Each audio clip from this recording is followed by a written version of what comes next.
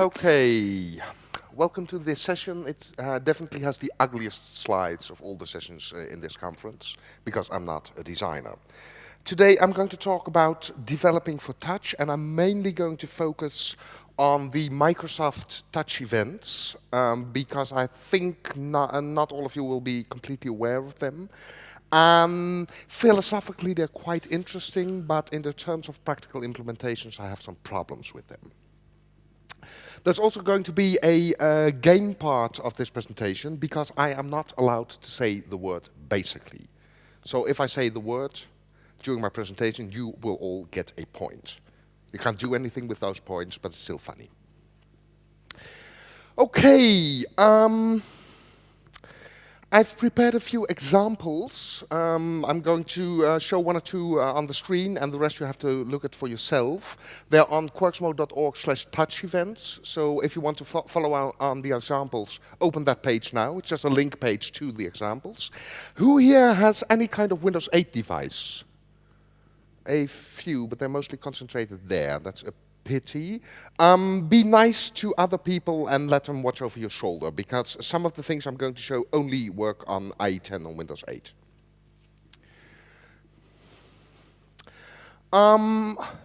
We have talked a lot about this already, so I'm going to go through this slide pretty quickly. Your website should be best viewed on any device. I mean, back in the 90s, we had best viewed in IE4, Netscape 4. Sometimes now you get the impression that people want to say best viewed on the iPad, although they don't actually say so, but still an impression you sometimes get. But we should make sure that our sites work on all these devices, and lots of people have already talked about it. What I want to focus on is interaction modes, and especially whether we need separate JavaScript events for the various interaction modes. So I made a very rough overview of the kinds of interaction modes we have on the several devices. Take it with a large grain of salt. This is more or less the situation right now. It's going to change. Everything's going to converge. I mean, I'm actually looking forward to the moment where I can shout at my computer and it will actually react by saying sorry or something. So a voice input will come. There will be plenty of other inputs. This is a bit of a cop-out, but after Anna's presentation yesterday, I thought, no, I can't just say this is a remote, because game consoles have so many ways of interacting.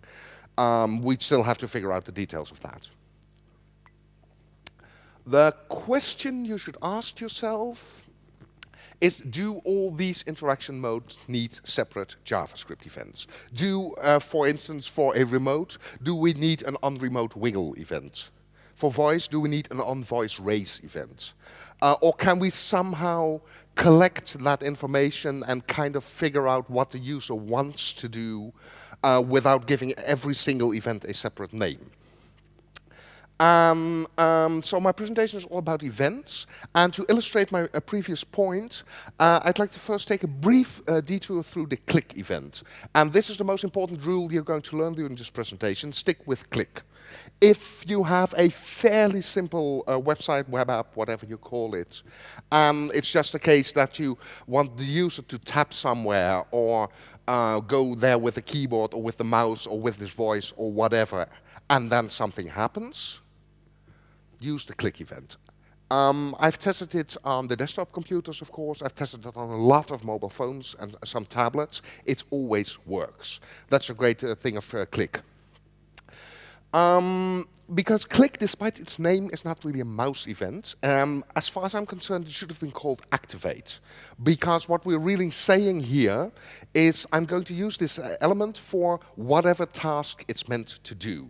And for a link, it's following the link. For a button, it's submitting a form or whatever the button does. And that is really the meaning of click. So what we're seeing here is, despite the wrong name, this event is really fairly general. I think it will absolutely work on every single device there is. Also because it's so old. I mean, it's been in existence since Netscape 2, which was 96, I think, it was released. And that means that every single browser out there must support it, because there are so many sites that use it. there's one problem which I'm going to briefly touch on, and that it's slow. There's about a 300 millisecond delay between your tap on a touchscreen and the actual click event and following the link, etc. Why is that? Because at the moment you touch the screen, the operating system has no clue what you want to achieve. What does touching a screen mean? At the very moment your finger touches the screen. It can mean any of these. It can mean clicking on an element or scrolling or zooming, holding my touch, double tap, even more things. The point here is that right at that very specific moment, the operating system has no clue yet what you're going to do. And especially the double tap is important because even if you do just a quick tap, the operating system must still wait a little while to see if you don't mean double tap. So that's where the delay comes from. By the way, Jake Archibald in his presentation is going to talk about this more and is also going to show you an example. Now you could be clever and you could say, hey, you know what I'm going to do? I'm going to start my interaction not on click, but on touch start, which indeed fires at the very instant your finger touches the screen. That's cool, it works, technically it's no problem at all, but it does mean that you are now responsible to make sure that the user can use the rest of the interface. So you will have to write a script that makes sure he can scroll, double tap, tap hold, whatever. And once you've done that, and once you've gone through a month of agony writing that script, you will probably figure out that it's best to have a slight pause between the occurrence of the touch start and the actual following of the link, which means you're back where you started. So as far as I'm concerned, this does not make sense. What we're having here is the click event is really already a generic event for all kinds of interaction modes, while touch start is very specific for touch. So, the point I want you to think about, I want you to form an opinion about, is does every single interaction mode need its own events? Right now, the answer is yes, but I'm wondering why. It's mostly a question of habit, I think. We have come into the habit of thinking that every single interaction mode will have separate JavaScript events. And that's mostly historically based, because we of course started with the mouse. And for many, many years, we didn't even consider anything else than a mouse, right? When I started doing web development in '98, I knew about the mouse events, and it was cool because I'd written my own mouse over script. I posted it on my site, and even people came to my site to say, oh, you have a nice mouse over script.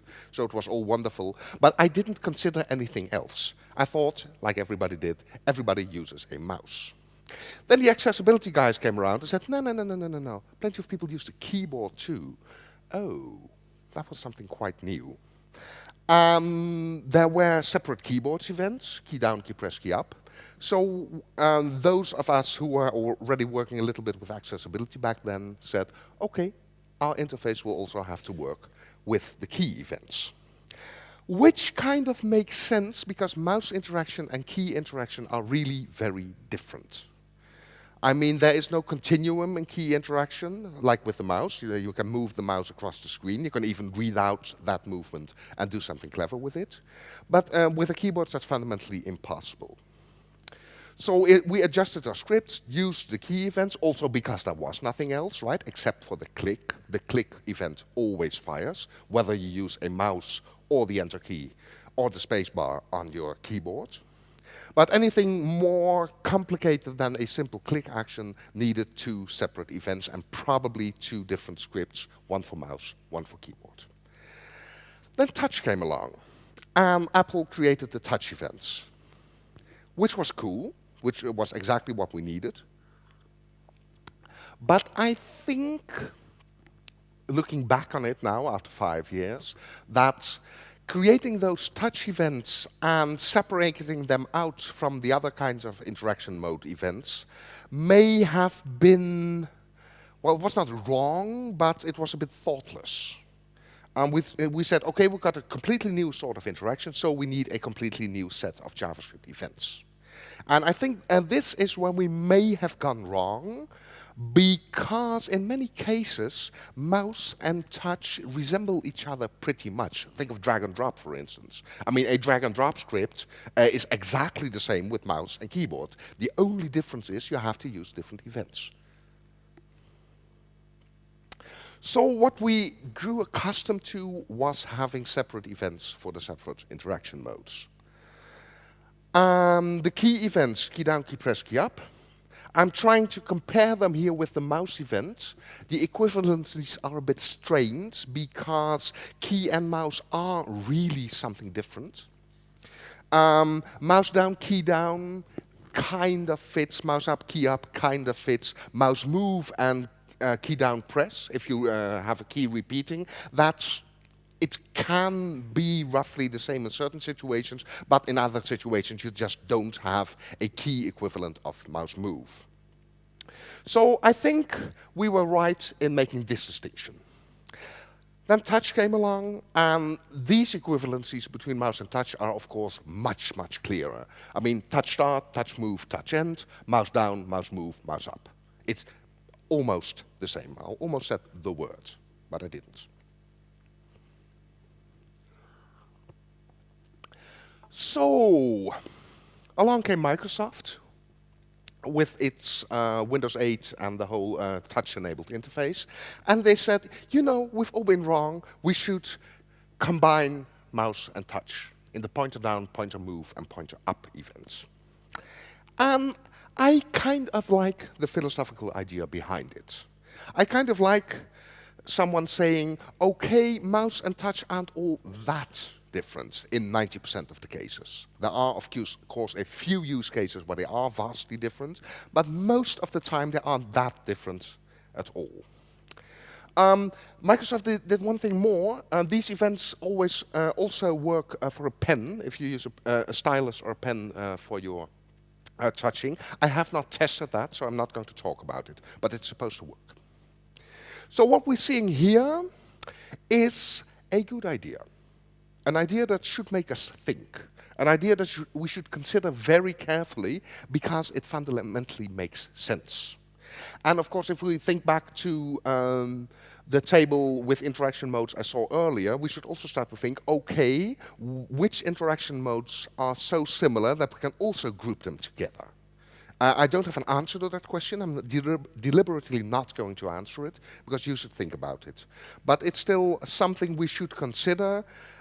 We shouldn't automatically say, okay, voice needs its own events, the various kinds of remotes on game consoles need them, and whatever other interaction mode we get should also get its own events. Compare them to the already existing interaction modes and wonder, does it really need its own events?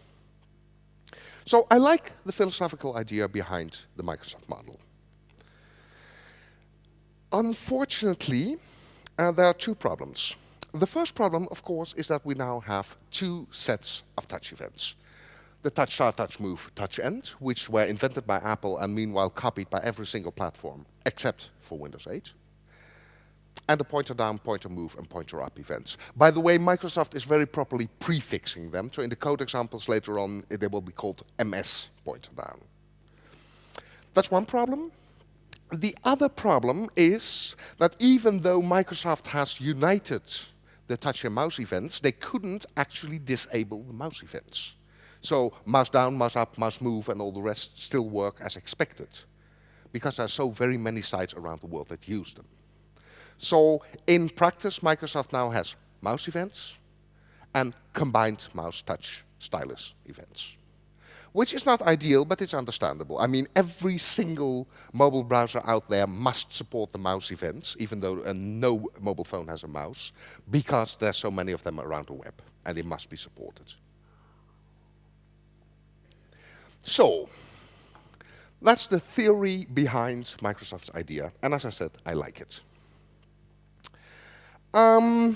As an example, this is the first example, you can look at it yourself. It should work on every phone, the drag and drop. In a minute I'm going to show the code. It should also work on Windows 8, even though it has different touch events. And drag and drop is really the generic example of where mouse and touch-based interfaces are really the same. There is no difference.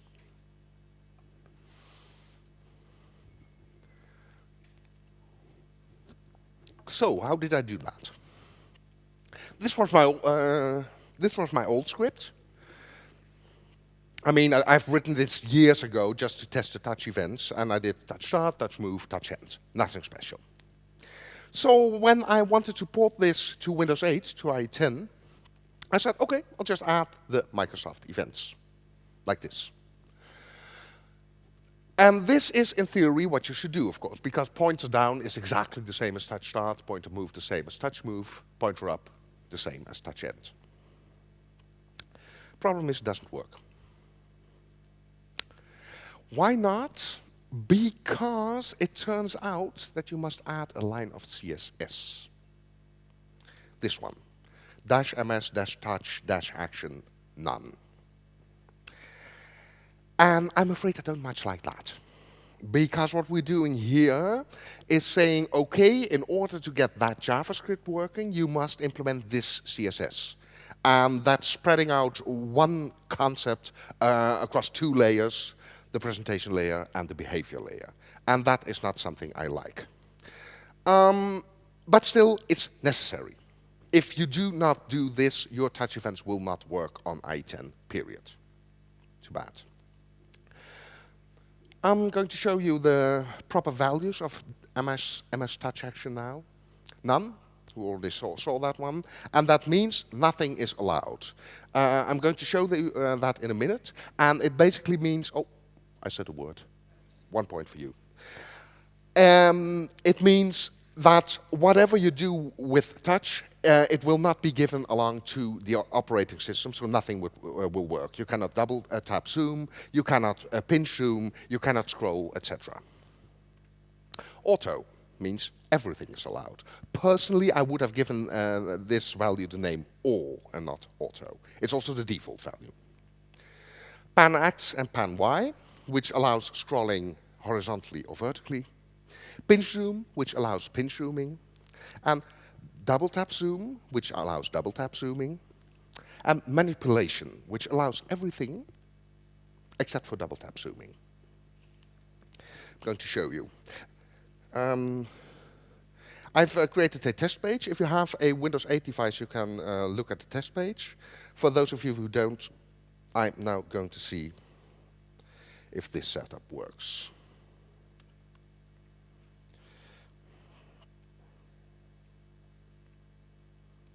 Oh yeah, that is one annoying thing. You have to switch back to the home screen and only then the Wi-Fi starts to work. Yeah, here we are. This is the test page, and as you can see, it's a bit smallish on screen maybe. I'll go through it one by one. This one has auto, which means I can do anything, right? I can pinch zoom, do anything. The next element has none, which means I can't do anything, right? The touch events don't register. That is, the operating system doesn't pick them up, which allows you to write a script to do something useful with them. Pan X, I can scroll horizontally, but not vertically. Pan Y is, of course, exactly the opposite. I can scroll vertically, but not horizontally. Pinch zoom. Hey, this is interesting. It did definitely work when I tried this out. No, it doesn't work. Too bad. Manipulation works. Can I pinch zoom here? Yes, I can. But when I double tap, it does not work. And finally, the double tap zoom, where double tapping works, but nothing else does. I kind of get the idea behind it, but I still don't like it much. What we're seeing here is, it goes back to what I told you just now about why click is slow. They want to be sure that the user is not going to be allowed to double tap. If the user is not allowed to do that, you can safely discard it and handle the click events much quicker. So that's the theoretical idea behind it, but still, I don't much like it. I'm not sure about you, but the philosophical underpinnings of combining the events, great. I definitely want to think about it, and I think they're onto something, but this practical implementation is something else. So let's just move on. Let's say, okay, we have to specify this. It's a hassle, but we'll do it. Let's take a look at event information. Drag and drop, again. If the mouse or the touch moves over the screen, you want to read out its coordinates and reposition the layer, etc. Fairly simple. In the traditional touch events invented by Apple, we have 3 arrays of touch information. First, the touches array, which contains all current touches. So if I have 5 touches on the screen, then it registers 5 touch event objects. Change touches. This is the most interesting one. It tells you which touches have recently changed, which basically means, oh, I said the word, 2 points. Which means that if you have 5 fingers on the screen and you remove one, a touch end event fires, and the change touches array has one member, namely the finger that has just been removed. Finally, target touches. Those are touches that are occurring on the event target. So if I have 5 fingers on the screen and 2 of them are on a certain element, that element's target touches array will show those 2 figures. Which is kind of cool sometimes, but it also forces us to go through something, a bit of a complicated thing that we don't always need. Because what we have to do here is this. This is the generic way of reading out information about the event in the Apple model. As you notice, I'm using change touches here, not touches. Why is that? Because of touch end. If I would use touches, and I have 1 finger on the screen, and I remove it, a touch end event fires, but there is no touch anymore on the screen, so the touches array is empty. But the change touches array still contains the touch that was just removed. And then I can read out the coordinates, which is occasionally useful if you need to find out a drop target or something at the end of a drag and drop. So that's why, in general, I advise you to use changed touches. This is how it works in the Apple model that has been copied by all other mobile players. Now, in the Microsoft model, these touches arrays do not exist. We just read out the coordinates in the old-fashioned way. Just take the actual event that happened, a pointer down or a pointer move, and we access the event object and we read out client X and client Y. Which makes actually a lot of sense in 90% of the cases, because most touch-based scripts we write just only work with 1 touch. And in that case, going through all these arrays is a bit of a hassle. In the other 10% of the cases, however, you do need to know about the other touches on the screen. And you can in the Apple model, but in the Microsoft model, that information is just not available, which I think is one of the main problems of the Microsoft model. Of course, you can keep a list yourself, right? You have to write an extra script that keeps a list of the currently available touches, figure out their distance to each other and whether that changes. You know, if the distance becomes larger, it's a pinch zoom, etc., etc. You can write all that, but it's a hassle. So be aware of that problem. So this is the combined function. If there's a change touches array, we take its first member, which is the touch that most recently changed. If not, we just take the event itself, we read out client X and client Y. It's really simple. I mean, this is not much of a hassle. This is what you're going to need 90% of the time. In fact, I was lucky because my script already did that. Because back when I wrote it in 2010 or so, Android did not support the change touches array yet. So for Android, I had to read it out like this too.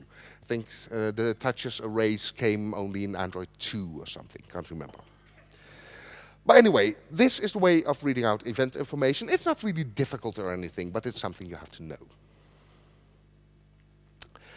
Now, onto the move, the touch move and pointer move events. They are different. Because touch move continues firing as long as the user's finger is on the screen, even if it leaves the element. So I'm going to show it in a minute. If I have an element here and my touch moves outside that element, the touch move event continues firing. The pointer move event, Microsoft's pointer move event, stops whenever the finger leaves the element.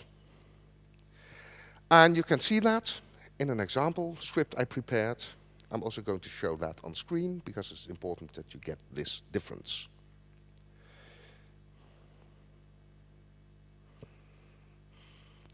First on the, oh yeah, that is also something annoying. I'm sorry, I have to retype the URL. Oh, by the way, what I'm using here is a Nokia Lumia 820 with Windows 8, and in a moment I'm going to use a iPhone 4S with iOS 6. So just that you know, I'm getting used to the fact that I always specify very exactly which phones I use, because theoretically there could be a difference. So what I'm going to show you now is the move events. This page, I'll put it full screen. This page has a generic script for move events and also for the down and up events, which means it works in both models. And all the events are defined on the block you see on the top, the black block. So if I do this, I get an MS pointer down, MS pointer move event. You notice that the move remains blue. That's because it only goes back to normal when I release the move. And you see an MS pointer up event firing. Nothing special here. Now I'm going to move my finger out of the box. And as you see, the MS pointer move event stops firing and continues again when I return to the box.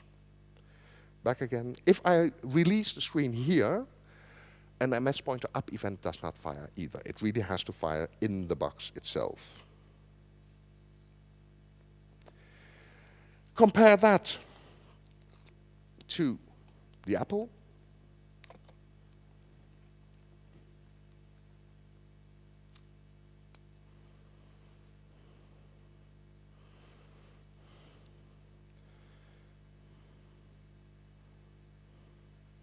Here we are again, it's exactly the same page. Well, this is pretty much the same. Now I'm going to move out of the box. And as you see, touch move continues firing. Even if I release the screen outside of the box, touch end fires. So again, this will not be a huge problem for you, but you have to be aware of this. It will trip you up in certain edge cases, because occasionally it is useful that the touch move event continues firing even when you leave the element.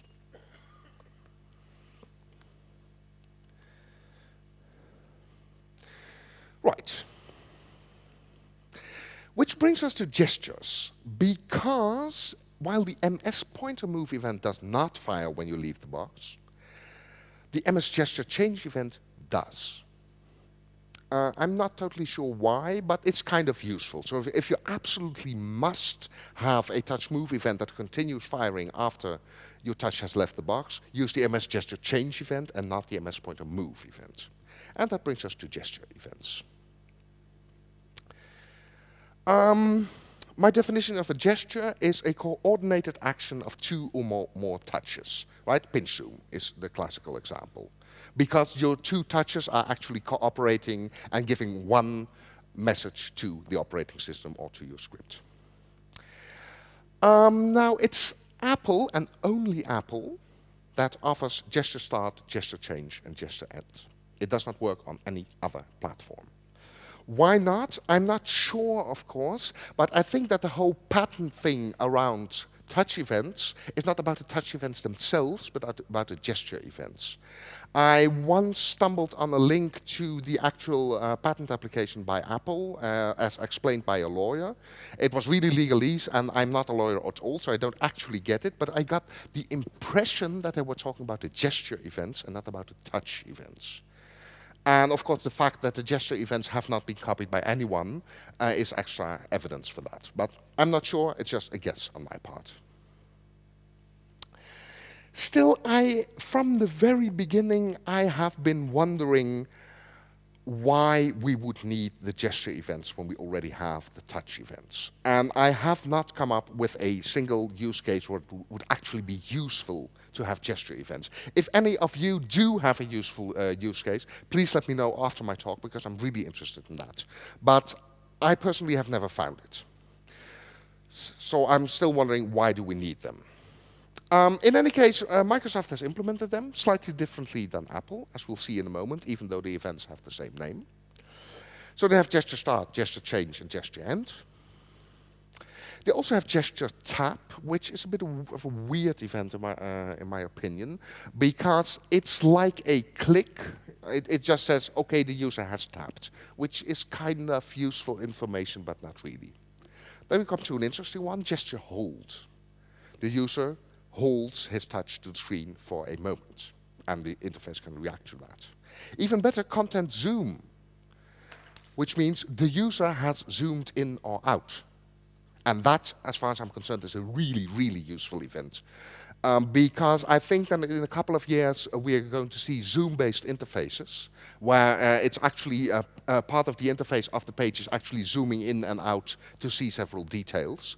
And in that case, a zoom event, or content zoom event, as Microsoft calls it, is going to be really, really important.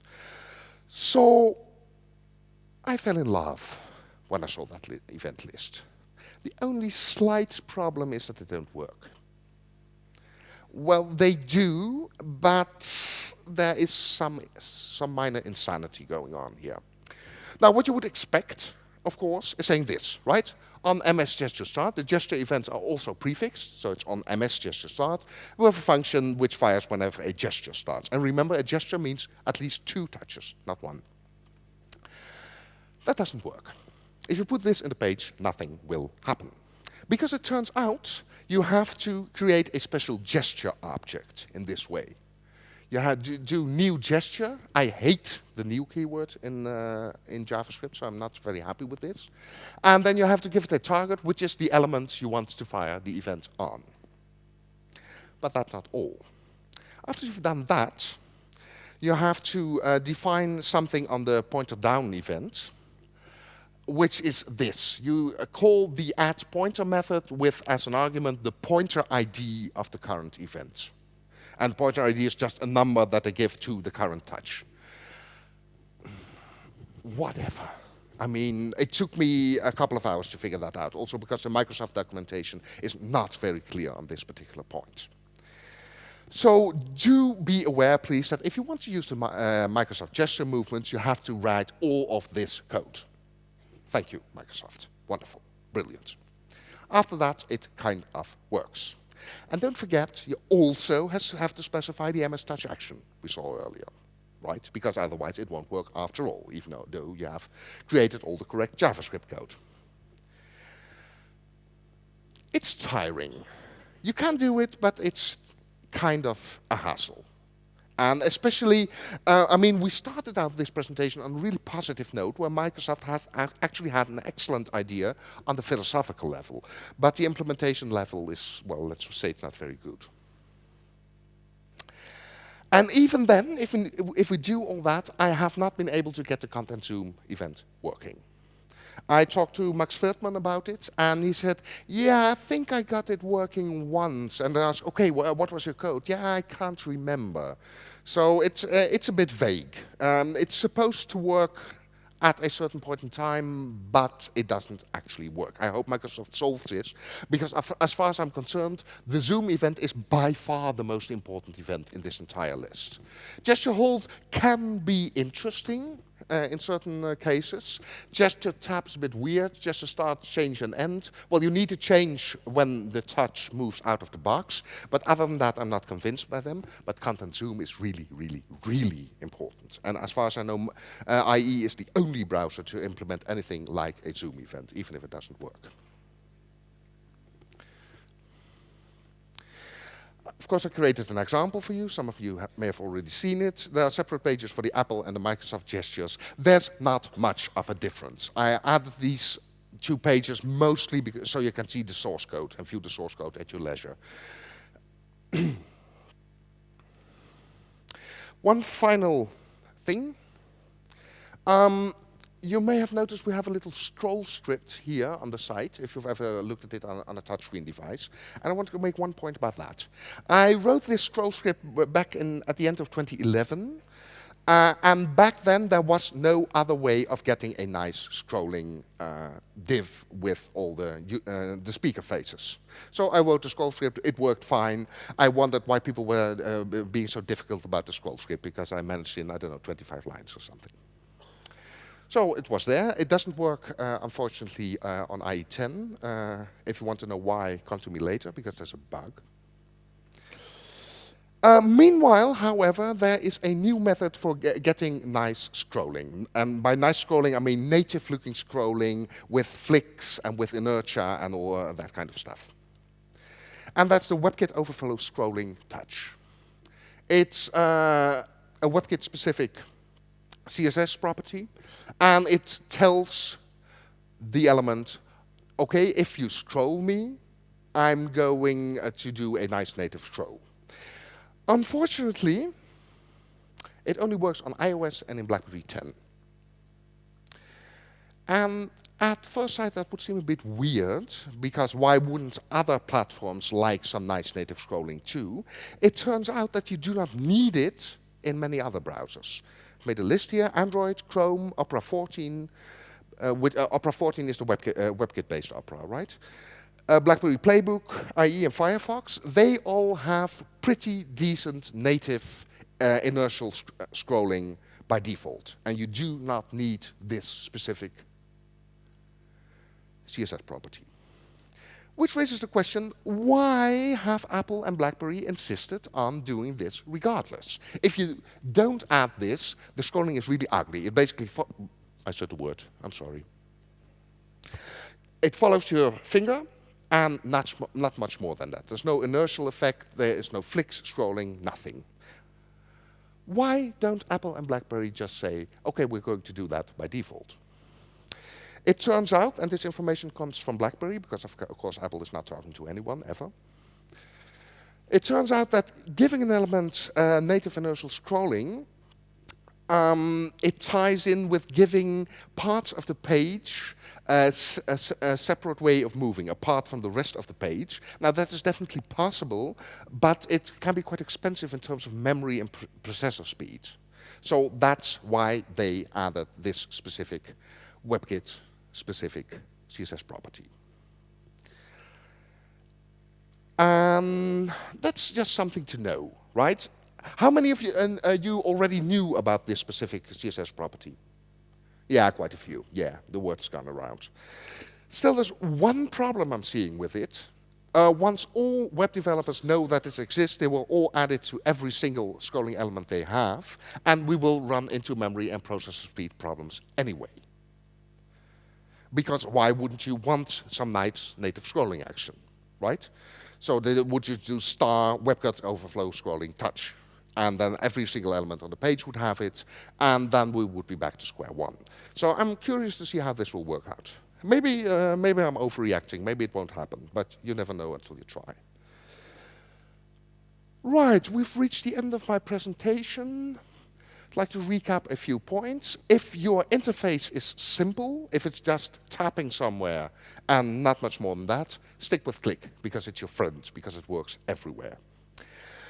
The philosophical question I posed, do we need separate events for every single interaction mode? Right now, my answer is a cautious no, we don't. And I think Microsoft is onto something here. Then remember, if you use Microsoft pointer events, don't forget about the MS Touch Action CSS property. I don't like it, but you have to. Gesture events, personally, I don't think they're very useful. Again, if you do have a practical use case for gesture events, please see me after my talk, because I'm interested. And there's the WebKit overflow scrolling problem. Well, that was it for me.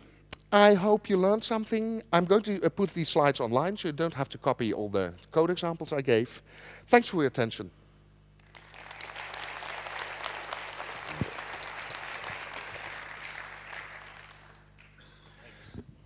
Thank you, sir. Thank you. Okay, do you know It sounded like maybe Blink was looking at doing something with the pointer events. Do you know if anybody else is interested? I read, well, a Microsoft source told me back a year ago that Chrome and Firefox were interested, but I haven't noticed anything. Okay. So maybe if we could get an official Google comment on that would be cool. I'll ask around later. Okay, that would be interesting. And it sounded like too, like there is, like Microsoft built a polyfill, I guess, to kind of help along with the progress or something. Until then, it sounds like from somebody out there. Yeah. Yes, they did. Okay, so onto the gesture events thing. I think that the convergence with like the pointer events makes a ton of sense. It's kind of bizarre to have different events for every interaction, and it's only going to get worse and worse when we start doing like the connect stuff and all this other things, right? The gesture event thing I think is interesting though, because it feels like the pointer events could be like the core, the base, and this is the thing that are, it's the way that you have the interactions that are common between these different methods of input together, and the gesture events could potentially be a way to extend that for certain situations, like potentially touch or like a connect situation. I mean, could it be used for that kind of scenario? I suppose so, but well, I have to see a practical use case. That's more my problem right now, because I've been thinking about touch events, I don't know, for 3 or 4 years now. I've done a lot of testing and writing stuff, and I just haven't found out a practical use case. I mean, there was, in the very early iPhones, I think, if you wanted to prevent the operating system from pinch zooming, you had to return false on gesture change. But they changed that to touch move, which makes more sense to me. So that was, I think, only on the iOS 3 or 4, something like that. The one thing that I do think it potentially does is I know that there's, I know Josh has made the case in the past, and I think Luke has as well, that there needs to be more experimentation with what we can do with touch gestures. Yes. But it's pretty complex to do that. This could potentially help that a little bit. Although I think that maybe with its current form, it's still a little limited in terms of that. Yeah. But well, I mean, what is a gesture? I mean, purely in event terms, right? Gesture start means nothing more than there are currently 2 or more touch events taking place on the screen, which is kind of useful to know, but you don't really need the gesture events for it. What we need on top of that is an entire event system maybe, or maybe a library or whatever, that tries to tell what the user is actually trying to accomplish. So hold, pinch zoom, flick, or flick with 2 fingers, or that sort of stuff. But I don't really see the gesture events helping there. No, and I think that's the kind of thing that you tend to see a little bit more on the native platforms right now. Yes. Which would be awesome if the web got that kind of control, but as far as I know... I think there's a library called hammer.js, which does that. I'm going to study it in a few weeks, and I'm going to figure out how they do it and whether they do it well. But, I mean, giving meaning to gestures is not something that's native to the platform, to the browser.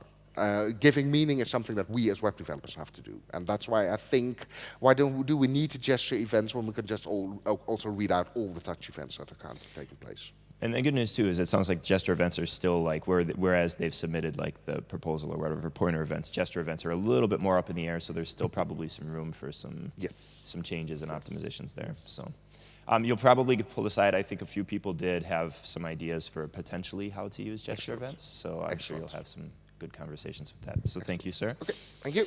And I think we're going to give away some devices now, right?